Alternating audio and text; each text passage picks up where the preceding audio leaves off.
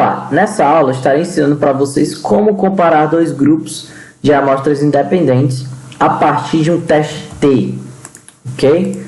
Primeiramente, para comparar dois grupos, deve-se primeiro verificar a normalidade da variável que você quer comparar.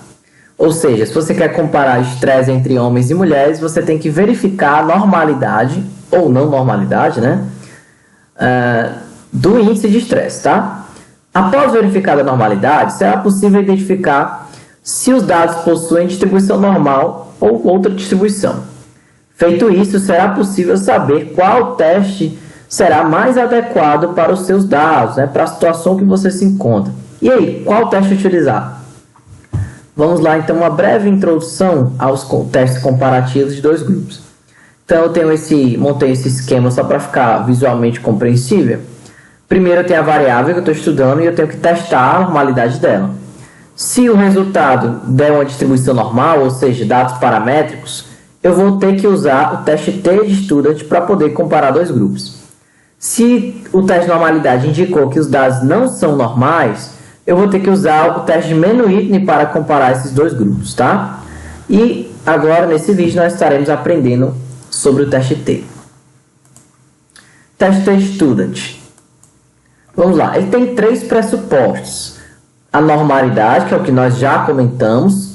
Você tem que ter, a variável que você quer comparar tem que estar, apresentar uma distribuição normal dos dados.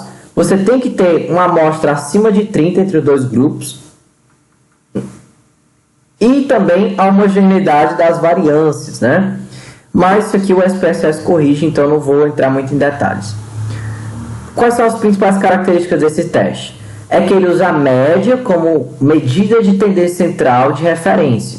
Então, ele meio que compara as médias, né? Ele compara as médias entre os dois grupos e vê se existe diferença estatisticamente significativa entre elas.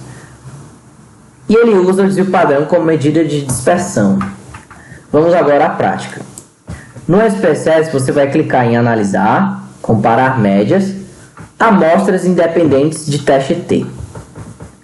Em seguida, vai lhe aparecer essa janela. Nessa janela, você vai trazer para a variável que você quer comparar, né? Ou seja, no caso, eu vou colocar idade, variável de teste, né? Idade. E variável de agrupamento é justamente os grupos. No caso, eu coloquei sexo. E depois de clicar em grupos, você passar a variável sexo para o lado, variável agrupamento, você tem que clicar em definir grupos. Clicou em definir grupos, ele vai aparecer essa janelinha aqui, ó.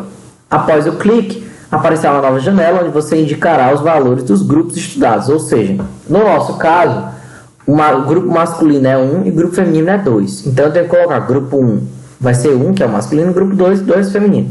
Se você botou o masculino 0 e a feminino 1, você vai ter que colocar grupo 1 vai ser 0, grupo 2 vai ser 1. E por assim em diante, tá? Em seguida, aí você pode apertar depois que colocar essa configuração aqui em continuar e depois clicar em OK. Clicado em OK, o SPSS ele vai te dar duas tabelas, tá? Muito importante aqui. A primeira tabela é a estatística de grupo, ou seja, ele está te dando a média de cada grupo ali, no caso a idade, né? 38 anos para homens, 37 para mulheres. E o desvio padrão ali, erro desvio, tá? Tem uma grande variação aí. Ok, e a tabela de baixo é a tabela do teste T, tá? É aqui que você vai verificar se existe uma diferença estatisticamente significativa entre os dois grupos. No caso, a primeira coisa que você tem que fazer é verificar o teste Levene para a igualdade das variâncias, tá? Então, aqui tem uma lógica que você vai ter que verificar para poder interpretar o teste T. Vamos lá. Você primeiro tem que olhar para o SIG do teste de Levene. Se o SIG no teste Levene for acima de 0,05, você analisará a linha referente a linha, eu digo, né, essa linha aqui, ó, do teste, certo? De variâncias iguais assumidas, ou seja, acima de 0,05, você olha a linha de cima, né, essa daqui. Se o SIG do teste de Levene for abaixo de 0,05, você analisará a linha referente a variâncias iguais não assumidas. Ou seja, né, de modo bem pragmático, se o SIG der acima de 0,05, você analisa a linha de cima. Se o SIG der menor do que 0,05, você analisa a linha de baixo, tá? Ou seja, SIG acima de 0,05, analisar variâncias iguais assumidas. SIG abaixo de 0,05, analisar variâncias iguais não assumidas. Continuando, no nosso caso, o SIG aqui do teste Levin deu menor do que 0,05. Então, eu analiso a linha de baixo, né? As variáveis iguais não assumidas. E eu vou analisar o teste T daqui. Vamos lá, então.